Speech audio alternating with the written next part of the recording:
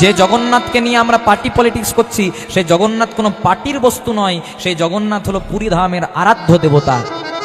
জগন্নাথের মহিমা জানেন?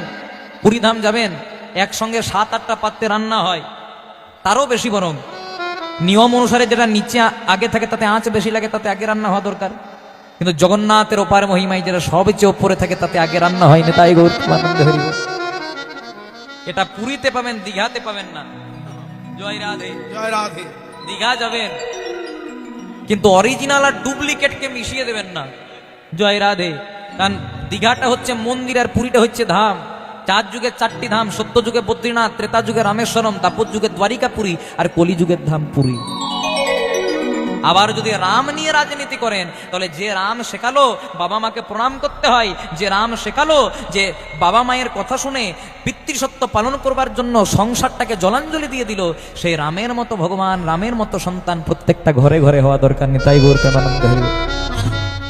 তাই রামকে যেমন ভালোবাসবেন, জগন্নাথকেও তেমনি ভালোবাসবেন। আবার এইসব বললে আমাদেরকে অনেকে বলে পার্টির লোক। জয় রাধে। আমরা না তৃণমূল পার্টি, আমরা না বিজেপি পার্টি, আমাদের একটাই পরিচয়, আমরা কীর্তন পার্টি। জয় রাধে। তাই গৌর প্রেমানন্দে হরি হরি বল। তাই আজকে জয়দেব গোস্বামী বনের মাঝ রাস্তায় এসে ডাকতে শুরু করেছে মধুসূদন, মধুসূদন, মধুসূদন বলে যেই না ডেকে দিয়েছে, ভগবান মনে মনে চিন্তা করলেন কে ডাকে আমায়, এত প্রেম, এত ভক্তি, এত অনুরাগ দিয়ে কে ডাকে আমায়।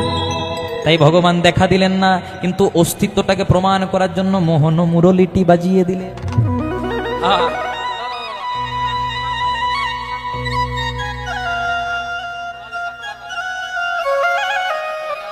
জয় রাধে।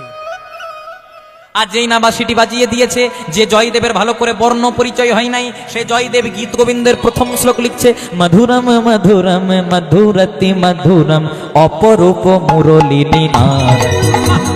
মধুরং মধুরং মধুরতি মধুরম অপরূপ মুরলী নিনাদ।